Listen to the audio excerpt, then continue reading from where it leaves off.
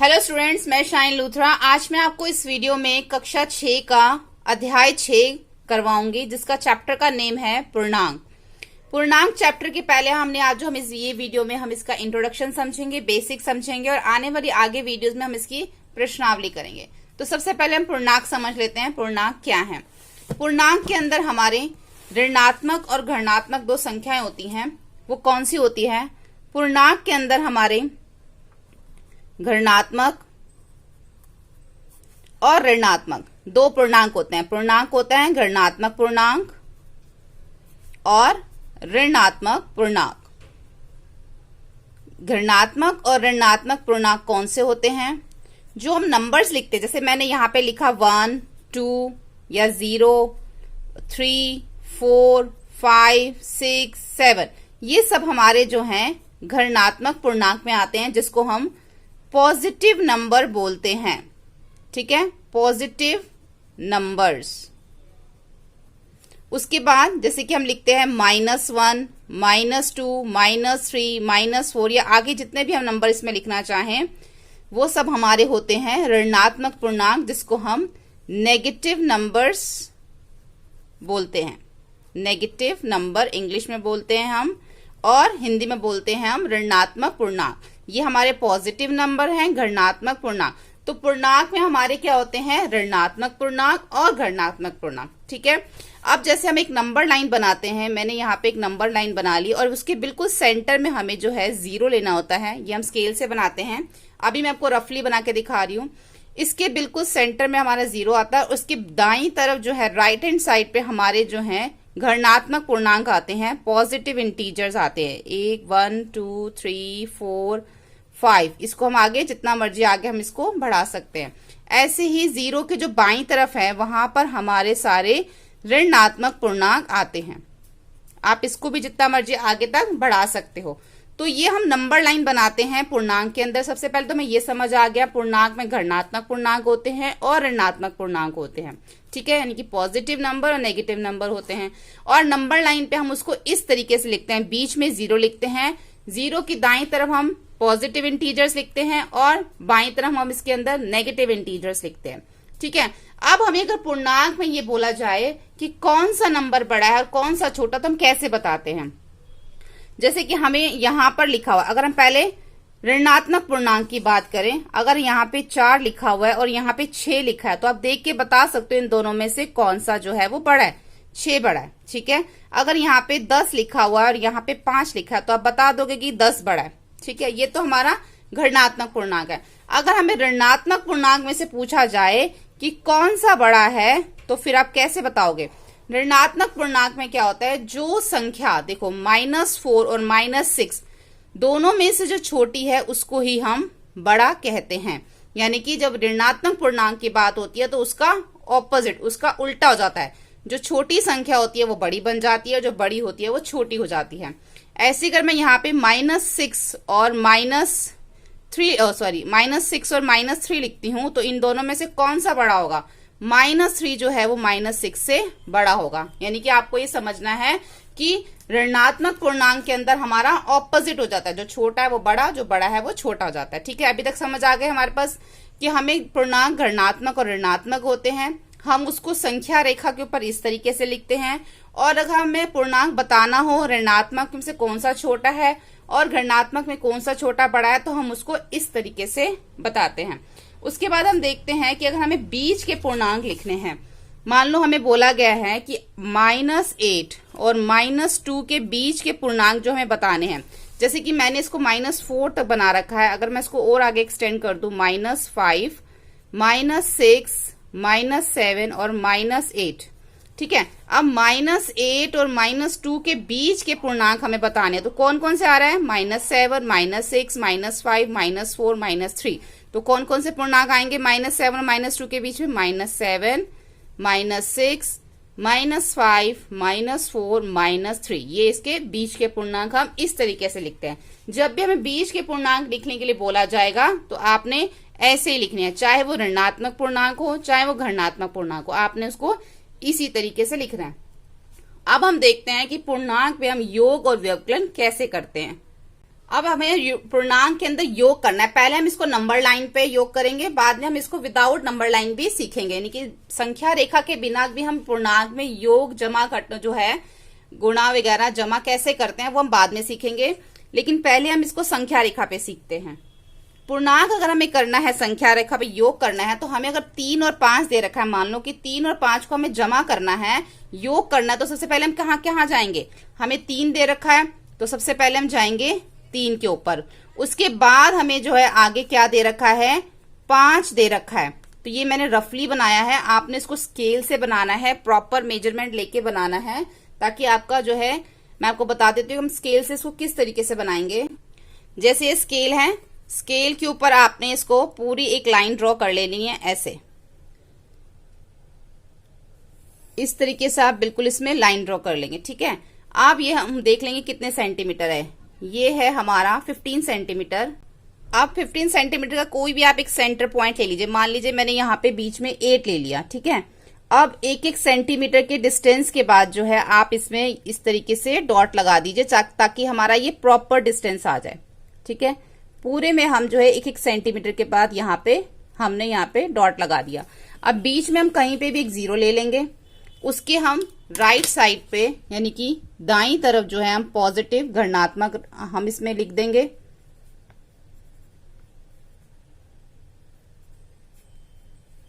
ऐसे ही हम इसमें बाईं तरफ जो है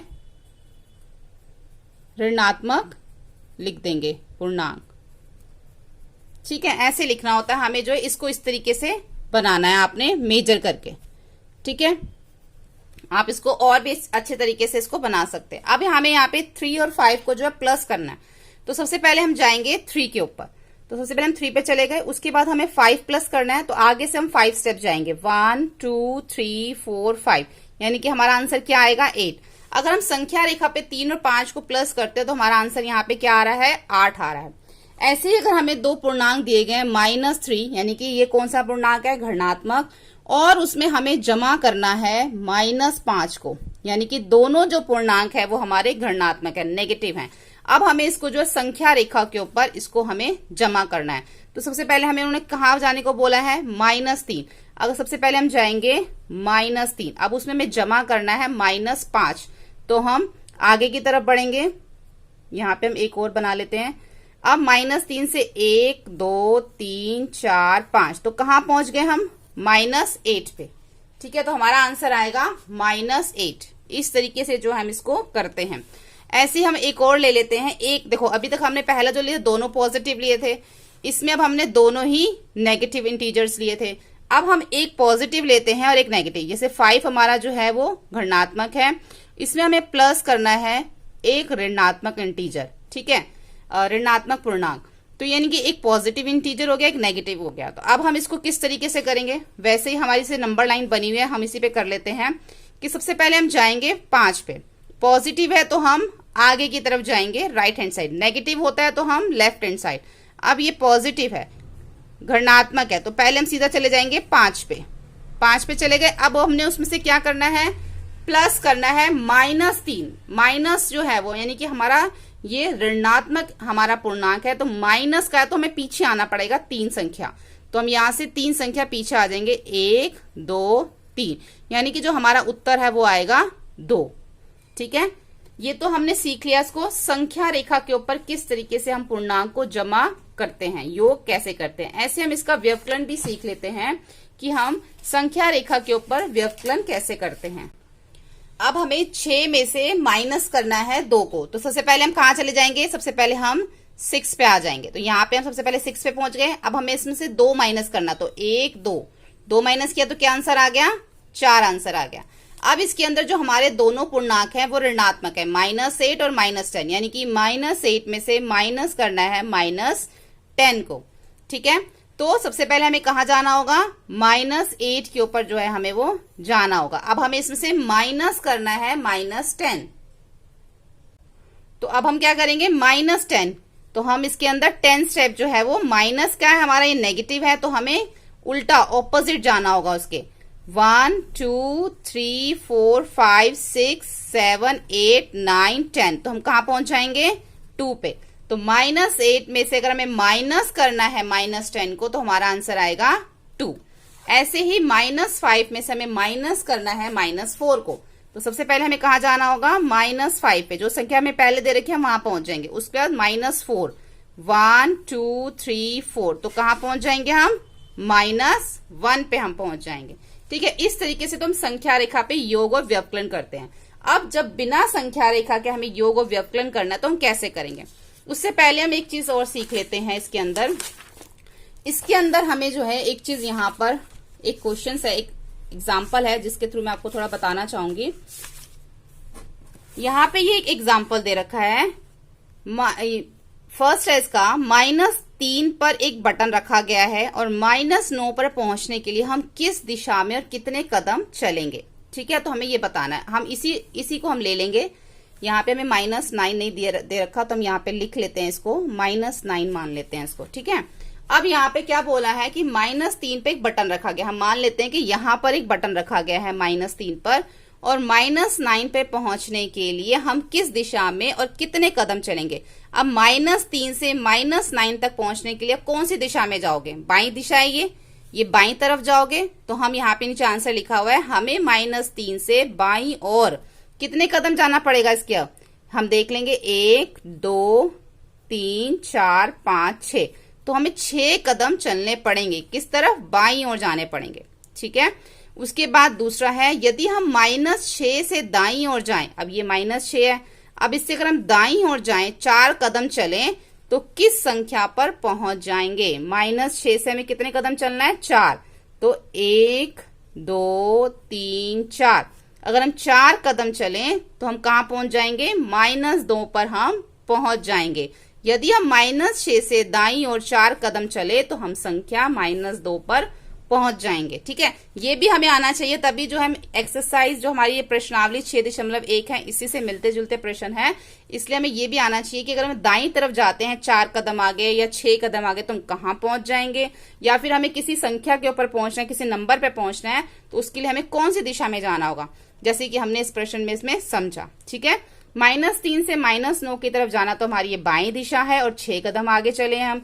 ऐसे ही -6 से अगर हम 4 कदम दाईं तरफ अगर हम जाएं तो हम -2 पे पहुंचेंगे। ठीक है, अब हम देखते हैं योज्य प्रतिलोम। योज्य प्रतिलोम क्या होता है, जिसको हम एडिटिव इनवर्स बोलते हैं इंग्लिश में। कोई भी हमें अगर ऋणात्मक पूर्णांक दे रखा है या हमें घटात्मक पूर्णांक दे रखा है, उसका जो ऑपोजिट होता है, उसका जो उल्टा होता है, वही हमारा योज्य प्रतिलोम होता है। जैसे कि -3 का जो योज्य प्रतिलोम होगा वो होगा 3। ठीक है, -10 का योज्य प्रतिलोम होगा 10, या फिर 10 का जो योज्य प्रतिलोम होगा वो होगा -10, यानी कि जो उसका उल्टा होता है वही वो योज्य प्रतिलोम होता है। जैसे कि यहाँ पे हमें क्या दे रखा है, हम देख सकते हैं कि 0 पर पहुंच गए, अतः 3 जमा -3, यानी कि एक हमारा क्या है? घटात्मक है, एक हमारा ऋणात्मक, यानी कि 3 का योज्य प्रतिलोम क्या है? -3 है। तो अगर हम उसको प्लस करेंगे, योग करेंगे, तो हमारा आंसर क्या आएगा? 0। कि हम 0 से 3 पर पहुंचे, फिर वापस 3 पे 0 पे चले गए। ठीक है, तो हमारा आंसर क्या आएगा? 0 आएगा। जब भी हम योज्य प्रतिलोम करते हैं तो हमारा आंसर क्या आता है? 0 आता है। ऐसे ही यदि हम 2 और -2 को जोड़ें तो हमें 0 प्राप्त होगा। कि हम पहले तो 2 पे चले गए, अब हमें इसमें क्या करना है? प्लस करना है क्या? -2। तो हम वापस 2 कदम पीछे आएंगे, क्योंकि -2 हम कहाँ पहुंच जाएंगे? 0 पे पहुंच जाएंगे। तो जब भी हम योज्य प्रतिलोम करते हैं तो हमारा आंसर क्या आता है? 0। अगर हमें 10 और -10 को प्लस करना हो तो हमारा आंसर क्या आएगा? ठीक है, इसको भी हम आगे समझेंगे कि हम जब योग और व्यवकलन करते हैं प्लस माइनस से, तो हमारा आंसर क्या आता है। अभी तक जो भी हमने समझा है वो सब संख्या रेखा के ऊपर समझा है। तो अब हम आगे देखते हैं। यहाँ पे भी जो हमें संख्या रेखा का एक एग्जाम्पल दे रखा है, -1 से 4 अधिक। अगर हम -1 पे हैं और हम उससे 4 अधिक, यानी कि 4 आगे की तरफ अधिक है तो आगे की तरफ जाएंगे। अब -1 से 4 अधिक जाएंगे तो हम कहाँ पहुंच जाएंगे? 3 पे पहुंच जाएंगे। ऐसे ही आगे दे रखा है 3 से 5 कम। 3 से 5 कम, अब कम है तो हम बाईं तरफ जाएंगे 3 से। तो पहले हम 3 पे जाएंगे, पहले हम 3 पे चले गए, फिर उससे 5 कम। तो 5 कम जब आएंगे तो 1 2 3 4 5, तो -2 पे पहुंच जाएंगे, जो कि जैसे अभी आपको मैंने समझाया था पहले। ठीक है, कम है तो बाईं तरफ, अधिक है तो दाईं तरफ जाना है। ठीक है, उसके बाद हम देखते हैं कि जब हमें पूर्णांक में हमें योग और व्यवकलन करना होता है तो हम उसको, अभी तक हमने संख्या रेखा पे सीखा था, लेकिन अब हम सीखेंगे इसको कि अगर हमें 2 चिन्ह दे रखे हैं माइनस के, तो उसका मतलब होता है प्लस करना। अगर 2 माइनस के चिन्ह है तो वहां पे हम प्लस करते हैं, 2 प्लस के चिन्ह हमें दे रखे हैं तो वहां पे भी हम प्लस करते हैं। अगर 1 प्लस का और 1 माइनस का दे रखा है तो उस केस में हम माइनस करते हैं। यहाँ पे भी 1 माइनस का और 1 प्लस का दे रखा है तो भी उस केस में हम माइनस करते हैं, यानी कि माइनस माइनस प्लस होते हैं, प्लस प्लस भी प्लस होते हैं, प्लस माइनस माइनस और माइनस प्लस माइनस। अब हम इसको करके देखते हैं। सबसे पहले हम एक एग्जांपल ले लेते हैं, 2 + 4। अगर हमें 2 और 4 को प्लस करना है तो हमारा आंसर क्या होगा? 6 होगा। बहुत सिंपल है। ठीक है, अब हमें इसके अंदर 4 के अंदर हमें प्लस करना है -2 को, यानी कि एक हमारा धनात्मक पूर्णांक है, एक हमारा ऋणात्मक पूर्णांक, और हमें इन दोनों को प्लस करना है। तो उस केस में क्या करेंगे? 4 का 4 आ जाएगा। अब एक चिन्ह हमारा प्लस का है और एक माइनस का, जैसे मैंने आपको बताया प्लस माइनस माइनस होता है, तो इट मीन्स यहाँ पर क्या होगा? प्लस माइनस माइनस हो जाएगा। हमारा ब्रैकेट ओपन हो गया, 4 में से माइनस करेंगे 2 को, तो हमारा आंसर क्या आएगा? 2 आंसर आएगा। ठीक है, अब ऐसे ही हमें अब 2 में प्लस करना है -4 को। ठीक है, ये भी एक हमारा क्या है? धनात्मक, एक ऋणात्मक। अब फिर से 2 प्लस माइनस माइनस और 4 आ गया, हमारा ब्रैकेट ओपन हो गया, 4 का 4। अब हमें 2 में से माइनस करना है 4 को, तो हमारा आंसर क्या आएगा? 2। लेकिन अब हमारा बड़ी संख्या के साथ माइनस का चिन्ह है तो उत्तर में भी हमारा माइनस आएगा।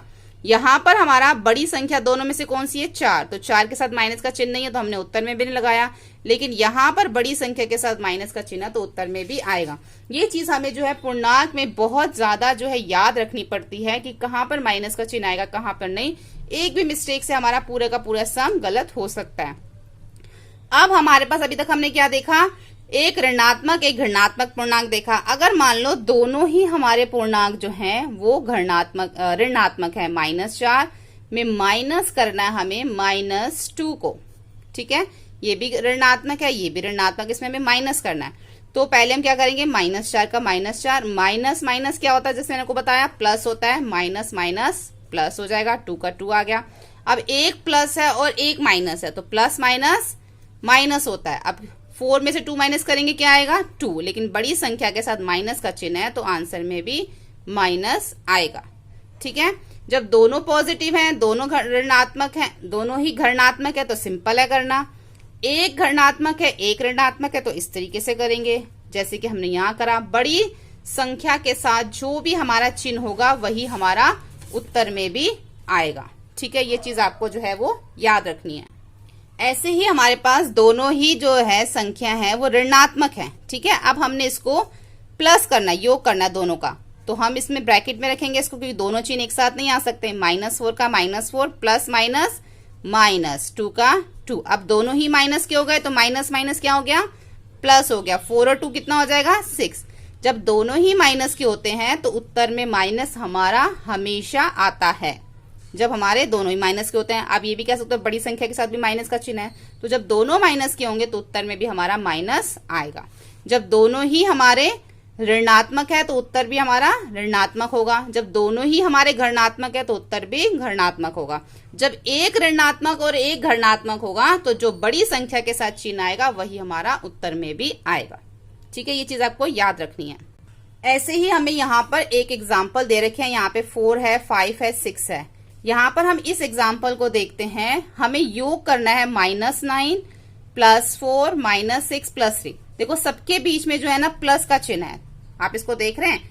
इसके अंदर जो है ये भी प्लस है, ये भी प्लस, ये प्लस, ये सारे प्लस हैं। और ये जो हमें इसमें पूर्णांक ऋणात्मक दे रखे हैं, कुछ धनात्मक दे रखे हैं, तो हमें इन सबको प्लस करना है। तो हम कैसे करेंगे? पहले हम क्या करेंगे? जितने भी हमारे पॉजिटिव इंटीजर्स हैं उसको हम, देखो ये एज इट इज ऐसे का ऐसे नीचे उतार लिया पहले। अब इसके अंदर से जितने भी ऋणात्मक है उसको अलग कर लेंगे और ऋणात्मक को हम अलग कर लेंगे। पहले जो हमने घर्णात्मक को अलग किया -9 -6, ये हमारा इधर आ गया। ठीक है, बीच में प्लस का साइन नहीं आएगा क्योंकि योग करने के लिए बोला गया है। +4 +3 ये हमारा घर्णात्मक है तो हमने इसको अलग कर लिया, ऋणात्मक को अलग कर लिया, घर्णात्मक को अलग कर लिया।